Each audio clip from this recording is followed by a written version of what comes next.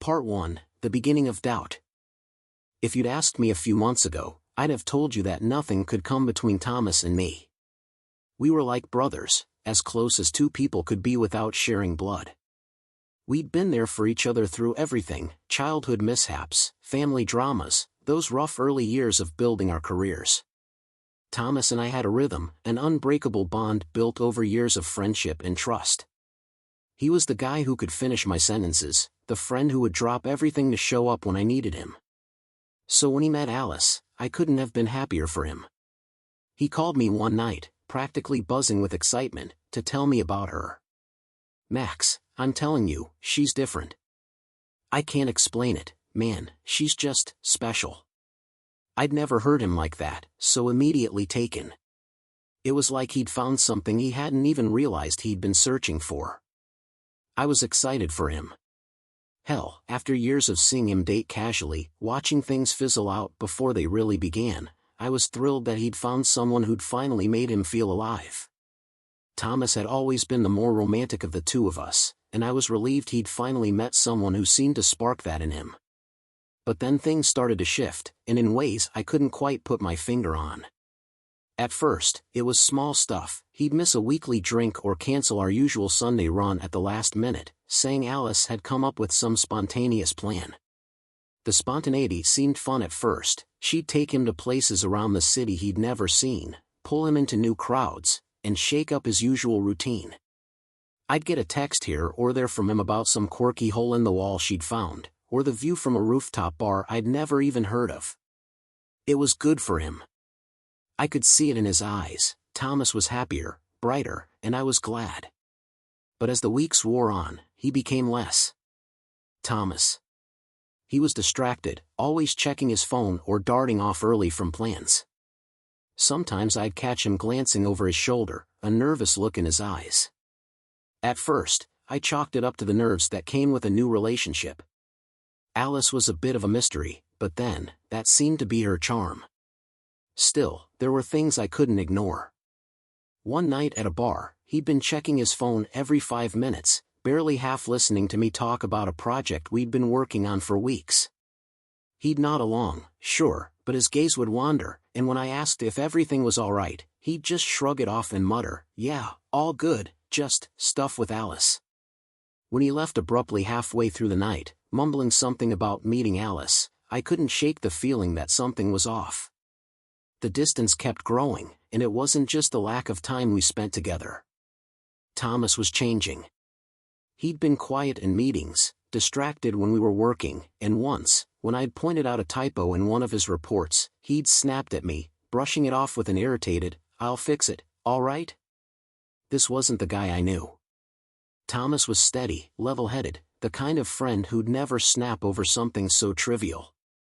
But it kept happening, flashes of irritation, frustration, and a strange tension that lingered around him, like he was constantly under pressure.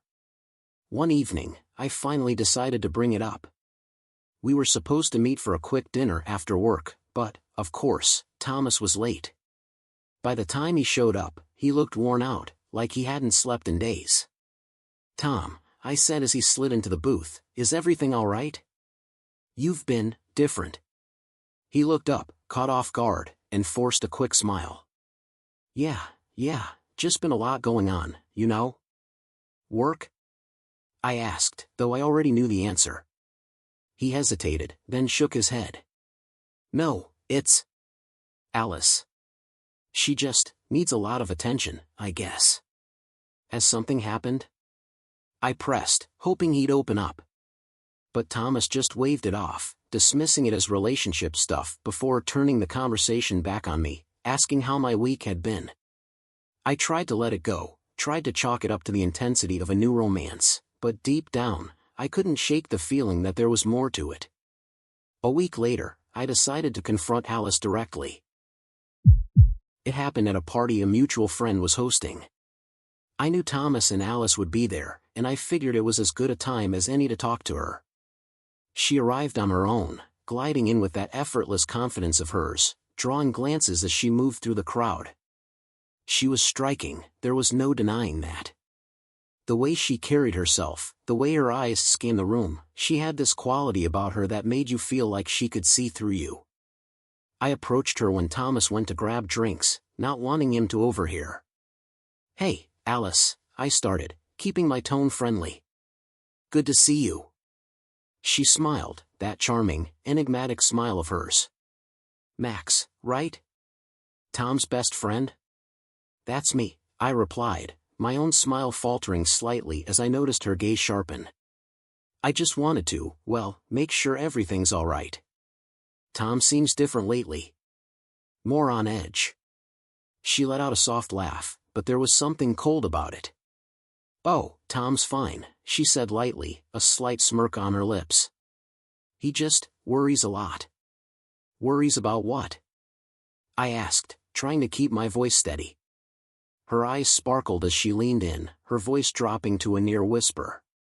"Well, Max, maybe you're just not used to sharing him." Her words caught me off guard. "It's not about that," I replied, feeling a strange prickling sensation run down my spine. "I just want to make sure he's happy." She gave a small, amused shrug. "You should be careful, Max. Jealousy can be dangerous." She said it with a smile, but something in her tone sent a chill through me. It was almost as if she were toying with me, like she knew exactly what she was doing and was enjoying it. Part 2, The Betrayal. Something was wrong. Ever since that strange conversation with Alice, I couldn't shake the feeling that she was hiding something that had nothing to do with Thomas or their relationship stuff. The way she'd looked at me, that sly smile, her insinuations about jealousy. It felt less like a girlfriend's defensiveness and more like a challenge. She wanted me to back off. But why? I told myself it was just paranoia, maybe a touch of protectiveness over my best friend, but the feeling didn't fade. Instead, it grew stronger. Eventually, I did something I'd never done before, something I knew crossed a line. I decided to follow her. One Thursday night, I watched Alice leave her apartment. She'd mentioned to Thomas that she had a work thing, but there was nothing about her that looked remotely work-related. She wore a sleek black dress, heels that seemed to make her glide, and her hair was pulled back, showing off that striking jawline. I followed at a distance as she made her way through downtown, winding down a series of side streets until she arrived at a dimly lit bar tucked into the corner of a block I'd barely noticed before. I stayed outside, watching as she entered and waited by the bar, her gaze scanning the room as if she were waiting for someone. And then he arrived, a tall man in a sharp suit, someone I didn't recognize, but clearly someone Alice knew. He approached her with the kind of confidence that made my stomach twist. They barely exchanged words. Instead, he placed a hand on her waist, pulling her close, his fingers tracing a line down her back as he leaned in. They started talking, their faces just inches apart, close enough that it didn't look like a business meeting in the slightest. Then, without hesitation, he pressed his lips to hers, and she kissed him back with a passion that left no doubt about what they were to each other. His hands moved to her face, cradling her jaw, and she responded, leaning into him, her hands gripping the front of his suit. They moved together with a kind of familiarity, the kind that couldn't be mistaken for anything casual. I stood there, frozen, my pulse racing. The intensity between them was unmistakable, and there was something about the way she melted into his touch that infuriated me. She was playing Thomas, lying to him while she was clearly involved with someone else. And now, it was up to me to let him know what I'd seen. The next morning, I met Thomas at our usual coffee spot, feeling sick with dread but determined to tell him the truth. I watched as he walked in, looking tired but oblivious to what was coming. "Tom, we need to talk," I said, cutting straight to the point as he sat down. "Sure," he replied, raising an eyebrow.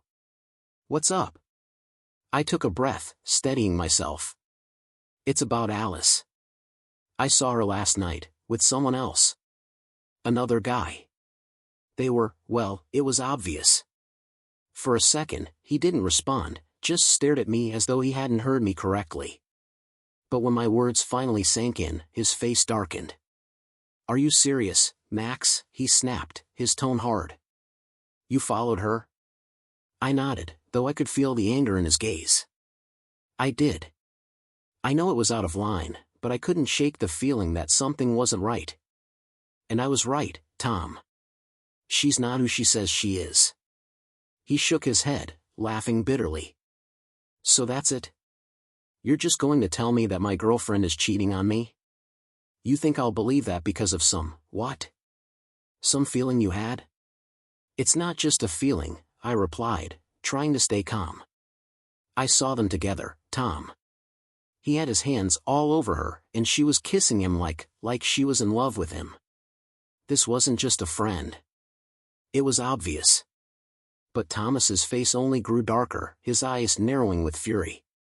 You're unbelievable, Max. You really can't stand it, can you? That I've found someone who makes me happy. You just have to tear it down, just to make yourself feel better. My heart sank. Tom, that's not it. I wouldn't be here telling you this if I didn't think it was serious. I'm worried about you. He laughed, the sound harsh and cutting. Worried about me? Or worried that someone else might be more important to me than you? Is that it, Max? Are you so damn jealous that you try to ruin this for me? Jealous? Tom, come on. I'd never. Don't bother, he interrupted, standing up and grabbing his coat. You know what, Max? I think it's time you stopped interfering in my life. You clearly can't handle seeing me happy, and honestly, I'm done. Don't call me, don't text me. We're finished. With that, he stormed out of the cafe, leaving me sitting there, stunned. In a matter of minutes, our friendship had been torn apart, and as I sat there, I couldn't help but wonder if that had been Alice's intention all along.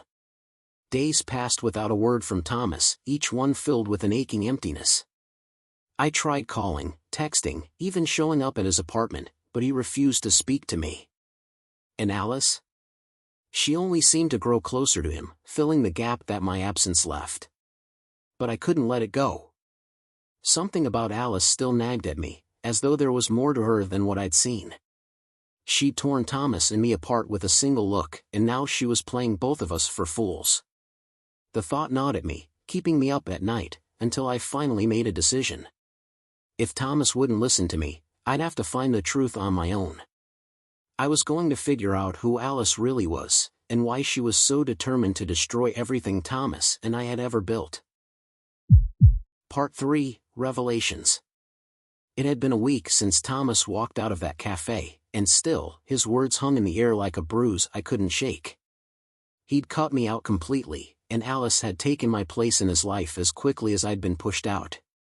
The longer I stayed away, the more convinced I became that Alice was somehow orchestrating everything, manipulating him, setting us up to break apart. I couldn't stand it anymore.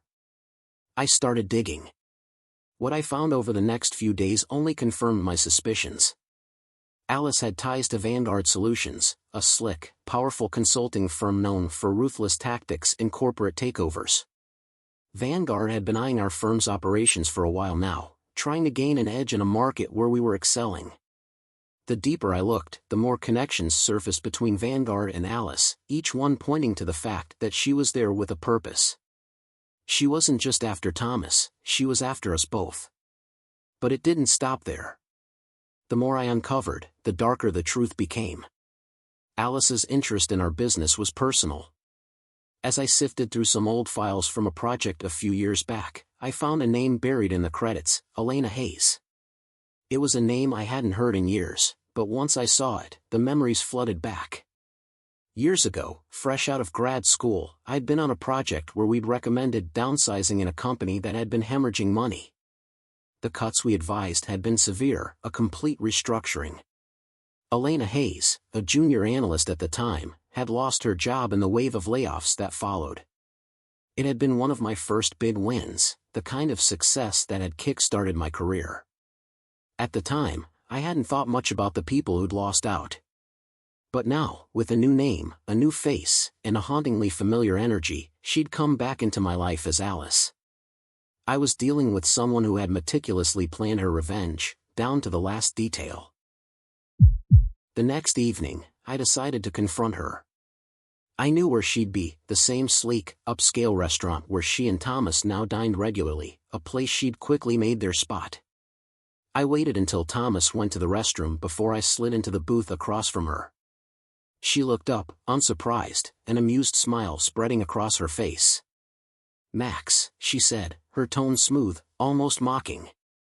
"I didn't expect you to join us. Should I call Thomas back?" I shook my head, keeping my voice low. "Cut the act, Alice. Or should I say Elena? I know why you're here, and it has nothing to do with Thomas." Her smile didn't falter, if anything, it grew. "Oh, Max. It's been a long time since anyone called me that. But yes, I suppose you would remember, wouldn't you?" "I remember enough," I replied, my pulse racing. "You're here to destroy us, aren't you? All this, the relationship with Thomas, the manipulation, it's all about some grudge over a job?" She leaned forward, her eyes flashing with something darker. "Not just a job, Max. My life. I was on track to make something of myself, to build a career, and you swept in and dismantled everything. You didn't even blink, didn't care about the people left in the wreckage. You just saw an opportunity for yourself." "You can't be serious," I said, shaking my head. "That was years ago. It was just business." "Just business," she repeated, her voice low and cold. "It may have been just business to you, but to me, it was everything. You were so busy celebrating your victory that you never considered the cost to everyone else." She leaned back, a bitter smile on her lips. "So, I thought, what better way to make you pay than to take everything you care about? Your career, your best friend, your success. I'm going to ruin all of it, Max." I felt the full weight of her words, each one sinking in like a stone. "Thomas doesn't deserve this, Elena. He doesn't know about any of this. You're using him." "Oh, I'm well aware of what Thomas does and doesn't deserve," she replied smoothly. "But he's been a convenient pawn, and he's made this whole charade so much easier." "You're sick," I said, clenching my fists. "You're tearing him apart, and for what? A grudge from years ago? That's how low you've sunk." She shrugged, unfazed. "You think I care? I've waited a long time for this, Max. A few bruised feelings, a little heartbreak, it's all worth it to see you squirm." I felt the anger boiling over, but I forced myself to stay calm. "Thomas is going to find out what you really are. He's going to realize you've been lying to him." She let out a laugh, soft and mocking. "Oh, Max, you're naive if you think he'll take your side over mine. I've planted the seeds. He already thinks you're jealous, that you're just bitter about him being happy. Why do you think he's avoiding you?" I didn't respond, knowing full well she was right. She'd already poisoned Thomas against me, turning him against the one person who'd do anything to protect him. I felt trapped, caught in her web of lies, and I could see no way out. "Enjoy the view from the sidelines, Max," she whispered as she leaned in, her eyes narrowing. "Because once I'm through, you'll have nothing left. And I'll be there to watch you lose everything." She slid out of the booth, straightening her dress and giving me one last look of satisfaction before disappearing into the crowd. Part 4, The Truth Revealed. The next day, I went to Thomas's apartment. I knew it would be hard, but I had to tell him everything. I had to try, one last time, to save our friendship and expose Alice, or rather, Elena, for who she truly was. Thomas answered the door, surprised to see me.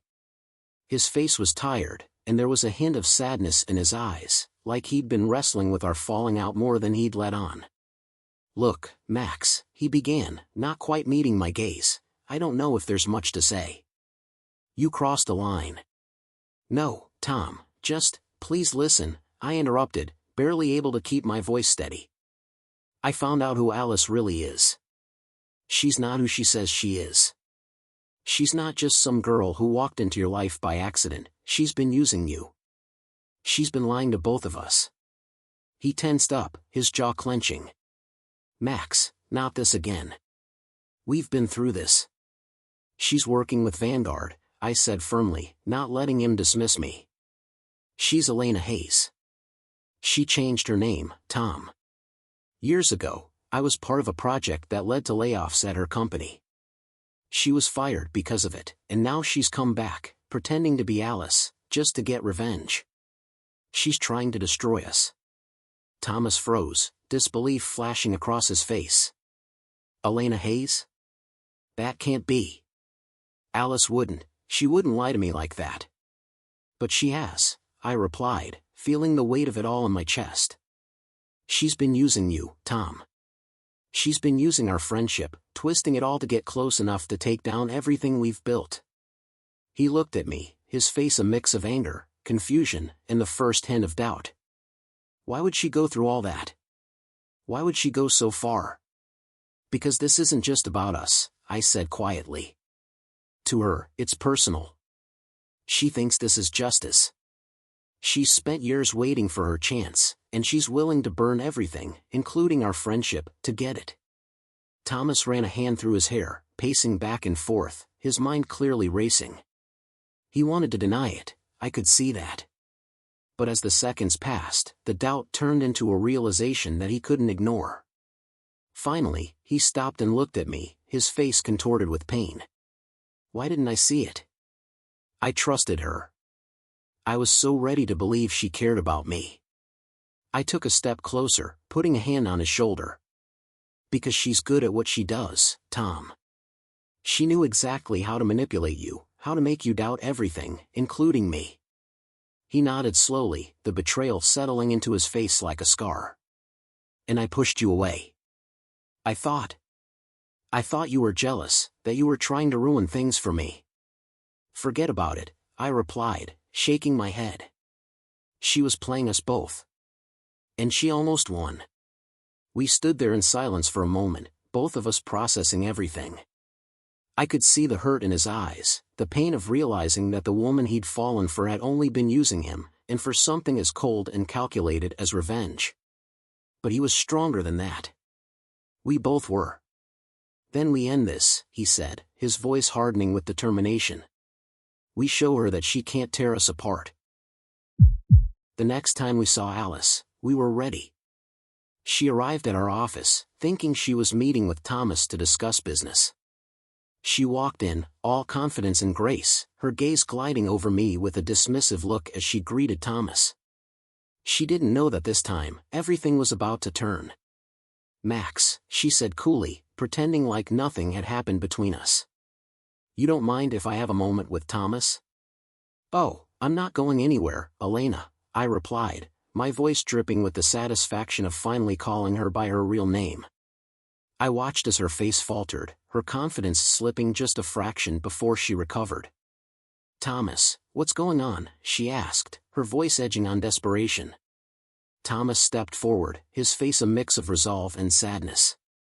I know who you are, Elena. I know everything. This game you've been playing? It's over. She tried to recover, to backpedal, but the truth had already come to light. You don't understand, she said, her voice dropping. I had my reasons. Max destroyed everything I'd worked for, everything I was going to be. He deserved this. I shook my head, feeling a strange pity for her now that the mask was finally off. Maybe I made mistakes, maybe I didn't realize the impact of my actions, but this? I gestured to the mess she'd created. This isn't justice, Elena. This is just revenge. And look where it's gotten you. She looked between us, realizing she was cornered, her carefully constructed plans crumbling in front of her. Without another word, she turned and left, her steps hurried, her head down. And just like that, Alice, or rather, Elena, was gone from our lives. It took weeks for the wounds to start healing, but slowly, Thomas and I found our way back to each other. There were still moments of hurt, of regret, but in the end, we both knew that nothing and no one could destroy what we'd built. Elena's betrayal had scarred us, yes, but it had also strengthened the bond we shared. We'd faced her lies and come out the other side, together. One night, as we sat at our usual bar, Thomas raised his glass. To the worst mistake I've ever made, he said with a wry smile, and to the friend who was willing to risk everything to set it right. I laughed, clinking my glass against his. And to never letting anyone or anything come between us again. From that moment on, we made a pact. No more secrets, no more doubts. We'd stand by each other, no matter what came our way. And this time, nothing would break the bond we shared. Subscribe to never miss a new story and discover even more captivating tales.